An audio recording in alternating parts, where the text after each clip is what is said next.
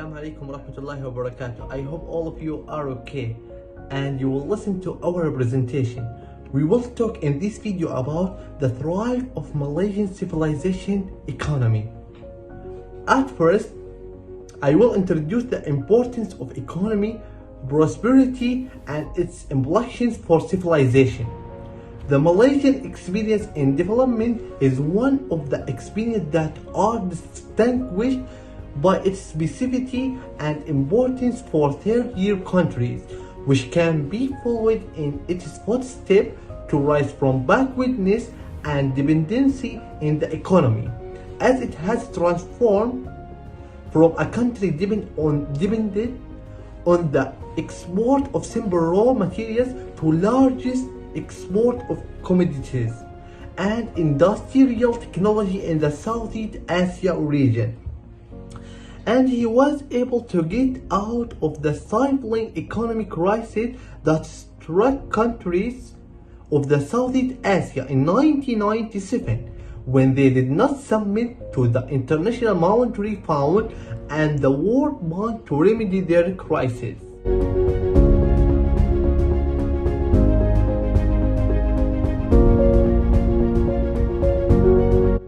Industrial growth.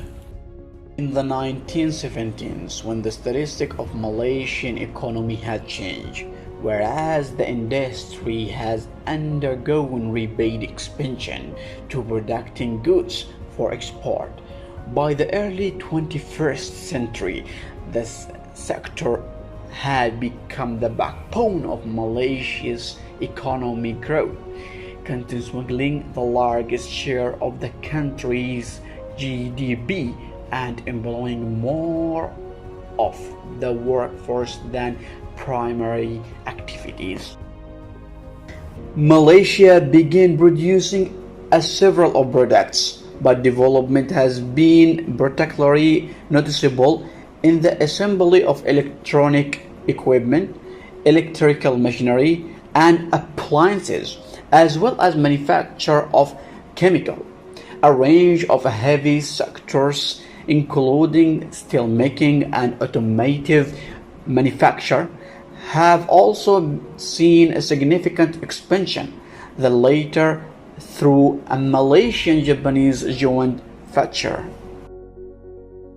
One technique for promoting manufactured export has been the construction of several free trade zones, which have allowed duty-free access to import raw materials and semi-finished products, as well as several investments and export incentives. Industrial estates have also been constructed in less developed areas of the nation to encourage industry and balance industrial expansion.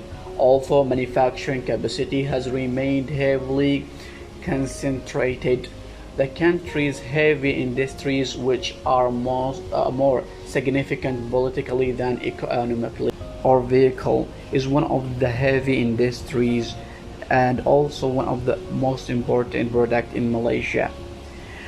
This graph showing the annual cars sales in Malaysia in 1967 until 2006 were slightly increased until 1991, then steadily dramatically increased until 2006, and the highest number was between 2009 and 2012, and the number was 6,500.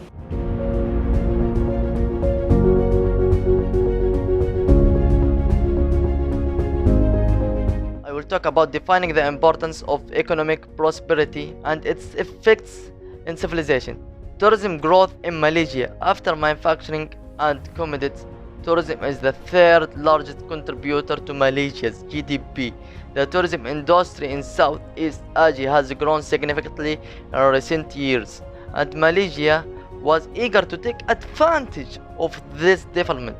The Visit Truly Asia Malaysia 2020 campaign was launched with the aim of achieving the emissions 2020 goals of 30 million visitors and 100 billion Malaysian ringgits.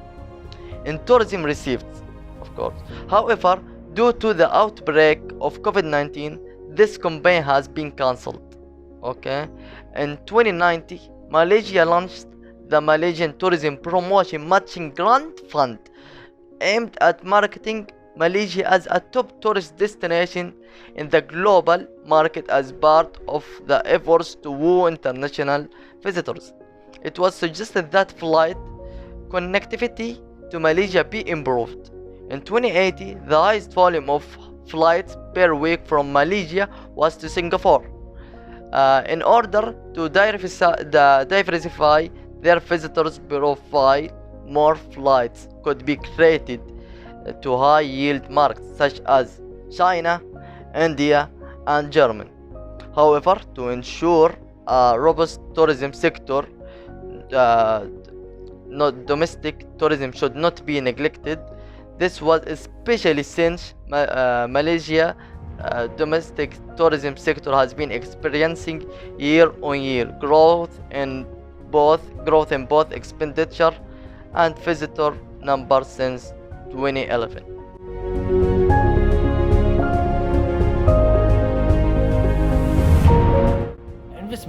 Investments are one of the factors affecting economies and make them better, which in turn makes civilization more productive. And now I'm going to be talking about the stages of development of foreign investments within Malaysia and Malaysian investments abroad that took part of Malaysian civilization prosperity. First, the level of expansion and the rapid development. It was in the natural resources business, particularly tin and rubber, starting from the mid-19th century. The wide relation that the British Empire possessed aided in the renaissance of British investments, and also with the beginning of invention of automobiles. The world needed rubber in order to manufacture car wheels, which made Malaysia the first in the world in this field, which attracted foreign investments. Number two, the period of volatility and instability. It was between the First and Second World War. The circumstances at that time was unfavorable for the growth of foreign investments field in Malaysia's interior, and the Malaysian economy did not permit Malaysian investment outside due to financial shortage. It was also impacted by the uncertain condition in the industrialized world, particularly in Europe. Number three, the level of consolidation and rationalization of the natural resources business following 1945 in conjunction with a diverse economy source.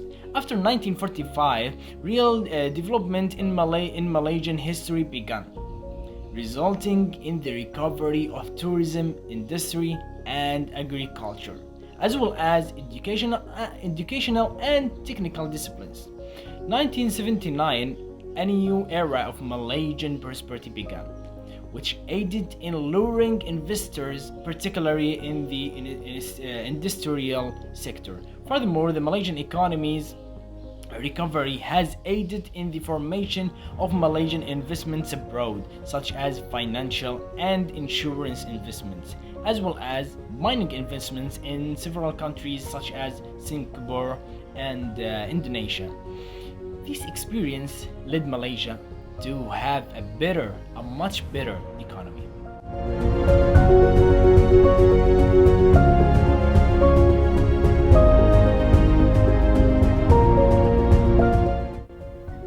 Agriculture is one of the most important elements in any civilization, considering it is the main source of food, as well as the main source of some raw materials.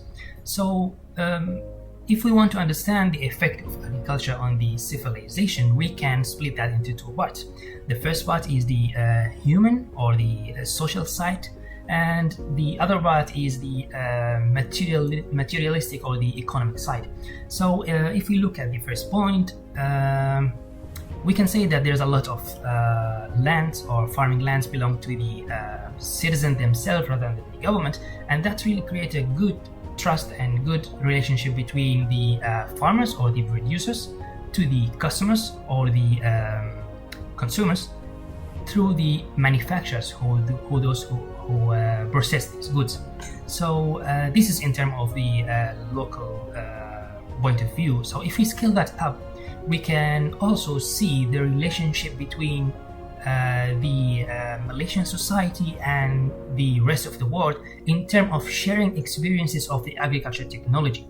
So that's really helped to making relationship with other countries and build bridges. So let us back to the second element of the effect of agriculture in the civilization, which is the materialistic or the economic side. We can see that the most produced material here in Malaysia based on agriculture are the rubber and the oil and the palm oil. So if you look at these two materials, these are really high demand materials worldwide. So this has really helped to create a good relationship in the economic side between Malaysia and the rest of the world.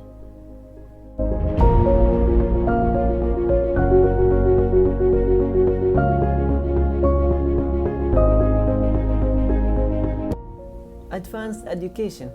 No doubt that only a holistic focus on education can propel Malaysia towards becoming not merely a high-income economy, but a truly developed nation.